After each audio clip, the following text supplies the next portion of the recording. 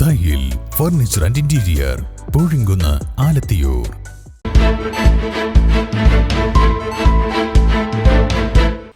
നമസ്കാരം. വെട്ടൻ ന്യൂസ് ക്യാപ്സൂളിലേക്ക് സ്വാഗതം. പവൻ gold Tirur. Paravanna beach റോഡിനരികിൽ പുലിയെ കണ്ടതായി പ്രദേശവാസികൾ. ശനിയാഴ്ച രാത്രി 10:30 സംഭവം.